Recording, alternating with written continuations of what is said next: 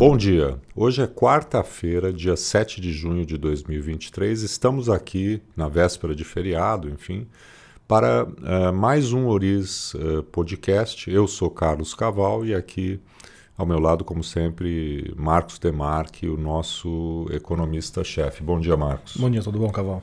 Tudo tranquilo e hoje o destaque é o IPCA, né? Não tivemos aí grandes divulgações nos últimos dias, mas hoje de fato teve um dado aí muito importante, né, pela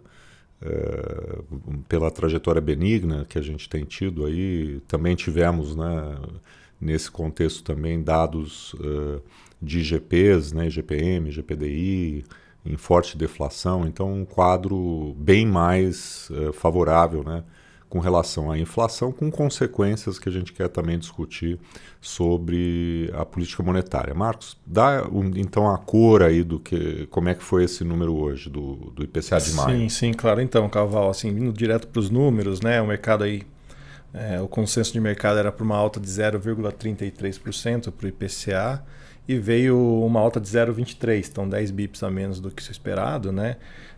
Só lembrando, a gente já tinha tido o IPCA 15, né, também referente a maio, com uma surpresa benigna pelo lado da inflação. Hoje então foi uma segunda leitura, né, que acabou surpreendendo o mercado na direção positiva. Com isso, a inflação, pela primeira vez desde outubro de 2020, caiu para baixo de 4%. Então, no acumulado em 12 meses, ficou em 3,94%. Então, vamos dizer assim, já um pouco mais dentro da banda de tolerância do Banco Central.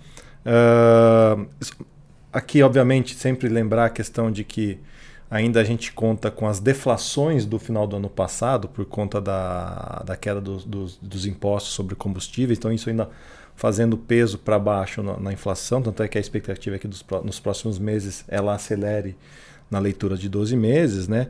Mas acho que importante aqui, né, diferente do IPCA 15, que a gente teve alguns dias atrás, quando o núcleo foi até um pouco pior do que esperado, né? Que é o que o Banco Central está muito olhando. Hoje, ainda que mais ou menos dentro do que o mercado esperava, o núcleo caiu para baixo de 0,40, né? Foi 0,37, então acabou sendo uma leitura benigna.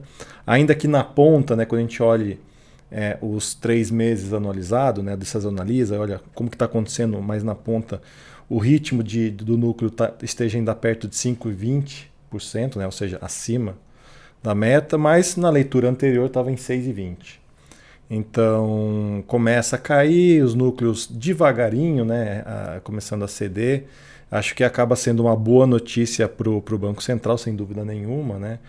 E aqui só um pouco do que, como você disse, a cor, né, do número, né? Tem coisas ainda que estão acontecendo com medidas que foram adotadas recentemente. Por exemplo, né, a questão da reoneração ainda impactando a partir da inflação de combustíveis, caiu aí quase 2% no mês. Preço de passagem aérea caindo quase 18% no mês.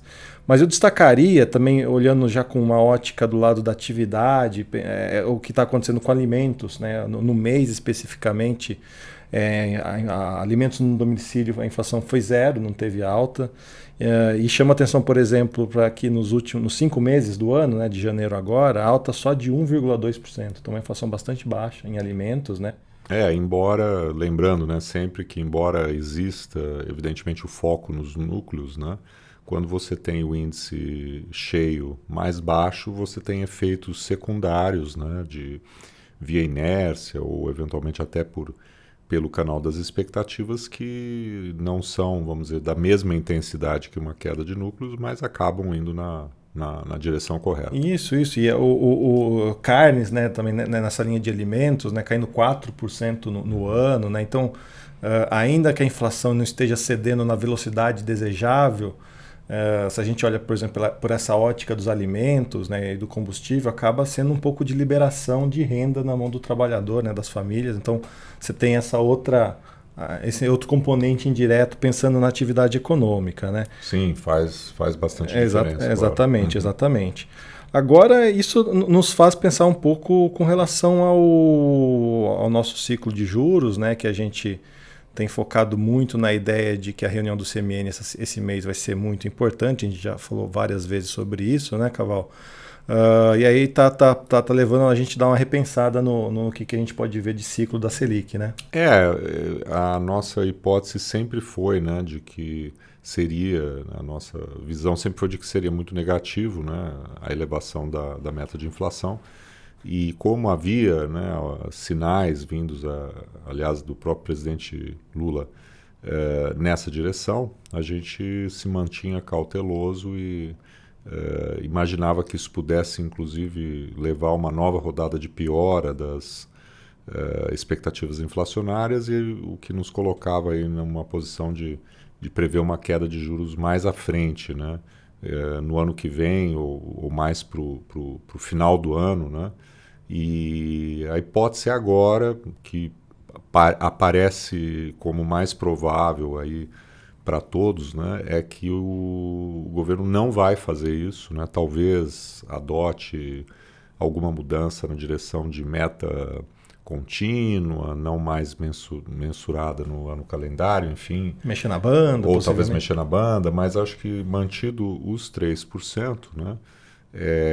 Acho que é uma sinalização bastante importante, pode inclusive influir na expectativa, acredito que iria, na expectativa dos próximos anos, que desancorou muito em função da especulação de elevação da meta, e aí isso criaria, né, junto com esse quadro mais benigno da inflação, as condições para que o corte de juros ocorresse ainda no terceiro trimestre, né? Não muito pouco provável no curto prazo, né? Mas nos parece que o terceiro trimestre é mais já entra dentro do jogo, né? Então acho que enquanto cenário mais provável, acho que vale a pena, né, apostar numa queda de juros mais próxima. E aí a deriva, né, dessa conclusão nossa aí a ideia de como seria o ciclo, pelo menos o início do ciclo, em qual ritmo ele começaria cortando juros, e olhando até para episódios passados de ciclo de afrouxamento monetário, o que a gente percebe é que normalmente o Banco Central começa num ritmo mais cauteloso, né, o ciclo de corte, e depois que ele ganha alguma confiança que a inflação está recuando, as expectativas estão ancoradas ou que a atividade está desacelerando, ele acaba acelerando o ritmo de queda, né? Então, acho que a ideia nossa aqui, né, pensando em setembro, um corte de 25 pontos base, acelerando para 50 pontos base nas duas reuniões seguidas, né, fechando o ano em 12,25, né? E 12,5, aliás. E terminando o ano que vem em 9%, né, Caval? Acho que isso sempre supondo, né, a manutenção da meta de 3, né, você poderia imaginar um juro de um dígito, né, voltar a pensar, né, como era a hipótese antes do final do ano, numa taxa Selic de um dígito, né. É claro que a gente tem ainda muita incerteza em relação a que juro real de equilíbrio considerar. A hipótese é que ele está em elevação pelo lado do gasto público, né, em alta, mas um número de 9%, né, combinando uma inflação ancorada em 3 e um juro real de 6, alguma coisa em torno disso já nos parece factível, né? Um ciclo, portanto, aí chegando a quase 500 pontos bases de queda esse ano e no ano que vem. O mercado nesse momento, né, se a gente olhar a curva de juros, precifica mais cortes do que a gente está colocando no nosso cenário base, né, até precificando 225 pontos base de corte até final de janeiro do ano que vem, né, então seriam mais cortes. Aí, inclusive, até sexta-feira passada eram 200 pontos base, hoje já está em 225, então o mercado colocou mais 25 bips de corte de juros depois da inflação dessa semana.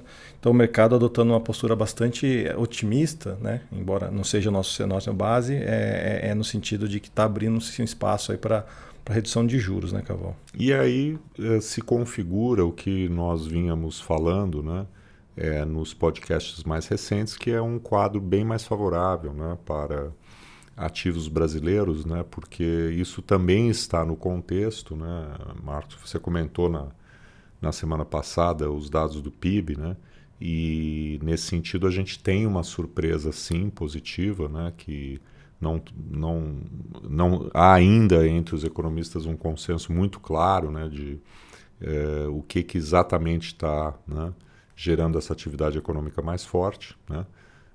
Tem várias hipóteses na linha do próprio estímulo fiscal, que é elevado, na linha do mercado de trabalho mais resiliente, né.